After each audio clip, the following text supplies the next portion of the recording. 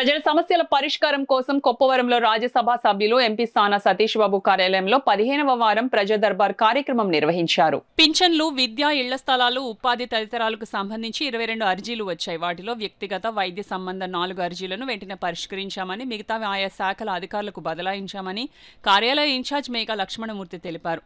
2 విభిన్న ప్రతిభావంతులు తరలివచ్చి వీల్ చైర్స్ కావాలని చెప్పి దరఖాస్తు రాగా తక్షణమే విభిన్న ప్రతిభావంతులు వయోవృద్ధుల సంక్షేమ శాఖ అధికారిని సంప్రదించి తక్షణమే 2 వీల్ చైర్స్ అందించడం జరిగిందన్నారు. అంతేకాకుండా పార్లమెంటరీ శీతాకాలం సమావేశంలో రాజ్యసభ సభ్యులు సానా సతీష్ బాబు కాకినాడ జిల్లాకు సంబంధించిన పలు అంశాలను పార్లమెంట్లో చర్చించడం జరిగిందన్నారు. దీంతో రాజ్యసభలో కాకినాడ జిల్లాపై అవగాహన కలిగిన ఎంపీల పలు సమస్యలు పార్లమెంట్లో చర్చించడం పట్ల ప్రజలు ఎంపీ కార్యాలయానికి విచ్చేసి అభినందిస్తున్నారన్నారు. వారందరికీ ఎంపీ తరపున కృతజ్ఞతలు తెలియజేస్తున్నామని మేఘా లక్ష్మణమూర్తి వివరించారు. అంతేకాకుండా కాకినాడ ప్రభుత్వ ఆసుపత్రికి క్యాన్సర్ విభాగానికి ఆధునిక పరికరాలు కొనుగోలు చేసేందుకు ఓఎన్జీసీ సహకారంతో 16 కోట్ల రూపాయలను మంజూరు చేయించడం జరిగిందని ఆయన తెలియజేశారు. ఈ కార్యక్రమంలో న్యూటన్ ఆనంద్, నెక్కంటి శ్రీనివాస్, చింతపల్లి అర్జున్, తలాటం హరీష్, జున్నూరు బాబ్జీ, డిఆర్యూసీసీ సభ్యులు ముత్యాల అనిల్, దుర్గాప్రసాద్ పాల్గొన్నారు.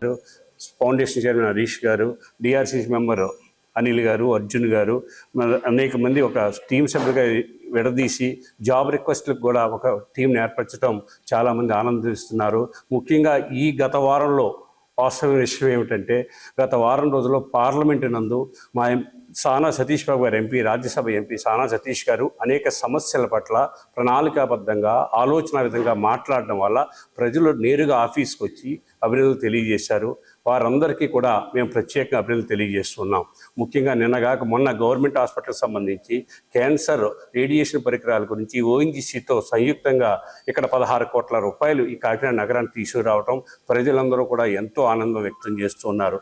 క్యాన్సర్ పట్ల జనరల్ హాస్పిటల్లో పరికరాలు లేకపోవటం వల్ల దూర ప్రాంతమైన విశాఖపట్నం వెళ్ళవలసి వస్తుంది. ఆ అవసరం లేకుండానే ఇక్కడ జనరల్ ఆసుపత్రిలో సామాన్యులకి, పేదవారికి అందుబాటులో విధంగా ఆలోచన చేశారు.